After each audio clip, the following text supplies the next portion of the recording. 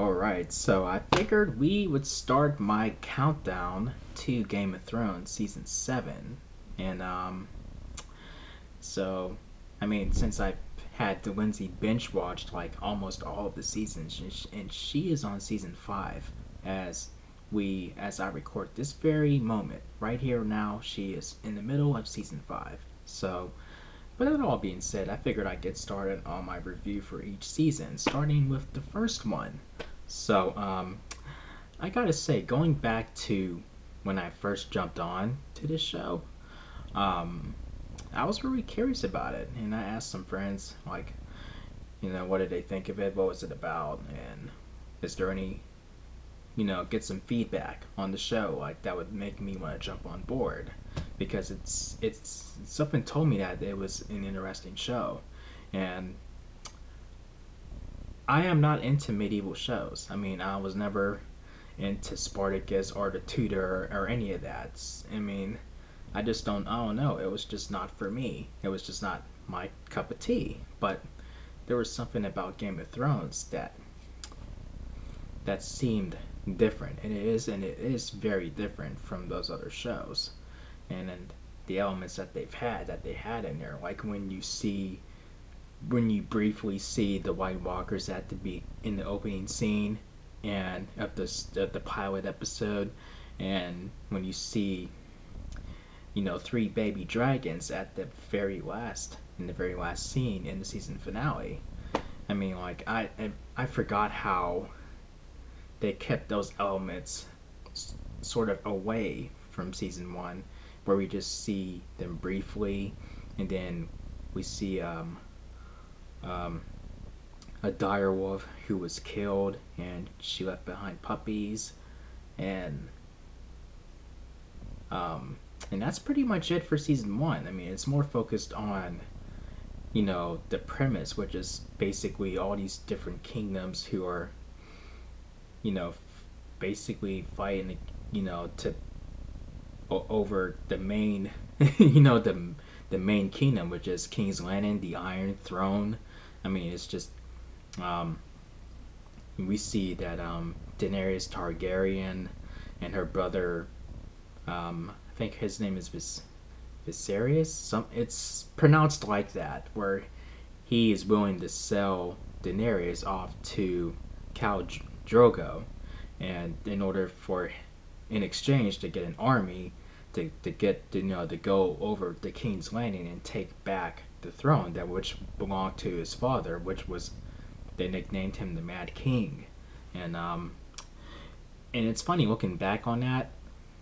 It's he kind of reminds me of Loki.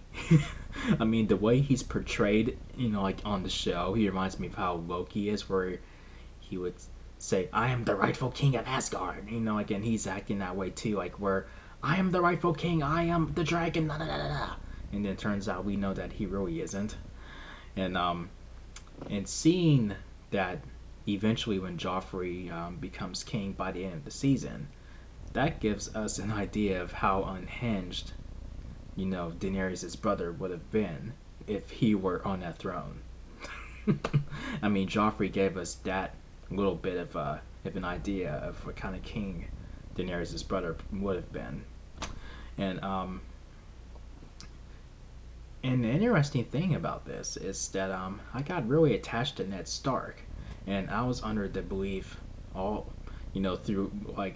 throughout the season of how they're gonna keep him safe, and they're gonna try to make us think that he's in danger, and they're gonna come up with some clever way to pull him away from that danger from each time.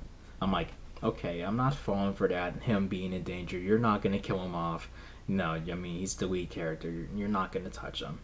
And when it got to his execution, I was still convinced that there was gonna come up with some clever way to save him from his where he gets to keep his head on his shoulders. But when that sword came down, I was like, that right there, that moment right there is where I knew that I should not get attached to any of these characters. And when it got to the opening scene for the season finale, where you see bloody blade, like the up close shot of the bloody blade that chopped his head off, that just made it much more real for me. I'm like, what? What? And rewatching this season one, I forgot how gullible Sansa was, like at that time. I do remember her being all googly eyed over Joff, like, oh, I want to marry him, I want to carry his babies. But I forgot how cruel she was to Ned through most of the season, like of how just basically how she looks down on him and belittles him, and just basically is like a total, like she's just really cold hearted, towards Ned, specifically, and a little bit towards Arya, as well, and just basically to her whole family, all because she wants to marry Joffrey, and then she finds out that he's not what what she thought, he is not what she thought that she thought that he was. You know what I mean?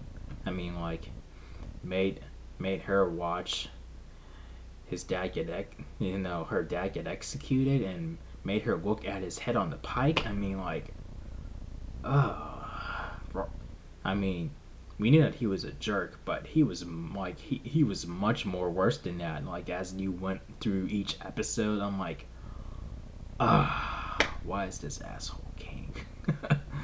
And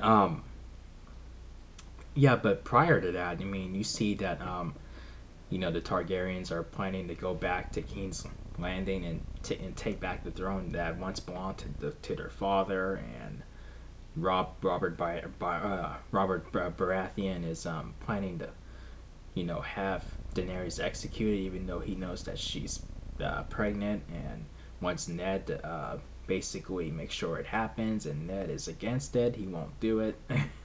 And it's just, like, from there on, it's just basically like, well, I guess the Baratheons / the Lannisters versus the Targaryens, and then it eventually evolves into where it's the Starks against the Lannisters. Like, I mean, from the moment that Ned Stark discovered that, like, all of Cersei Lannister's children are not Robert Baratheons, like, especially Joffrey. I mean, like he finds out that Robert Baratheon is not their father. Jaime Lannister is. That they incest together, and Bran caught them together in the pilot, and yeah.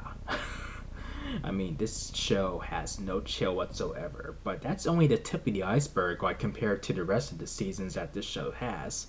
But I have a stronger appreciation for it looking back on it, and for the supporting characters, like, out, like, around Ned Stark, like his family, and Tyrion and Daenerys and Jon Snow. I mean, like, you had a whole league, like, just a whole group of strong characters that you can invest into, not just Ned Stark. So I mean, when he was killed, I was afraid that I was not going to be able to enjoy the show as much as I did when he was around. But I mean, this was a really great season, and that's, I mean, like, that when it got to him being killed, that's when I knew that what kind of show I got into, that anyone in the show can go at any time. But yeah, I mean, I gotta say, looking back on it, I mean, this gets four solid chair spins out of 5. So here we go. 1, 2, 3, 4 solid chair spins. So yeah, so I will be jumping to season 2 after this review, so keep on the lookout for that. And if you guys enjoyed my review for this show's first season, make sure you thumb up the video, and make sure you click subscribe if you're a newbie to the channel. Thank you for watching, and I'll see you guys in the next video. Peace out, y'all.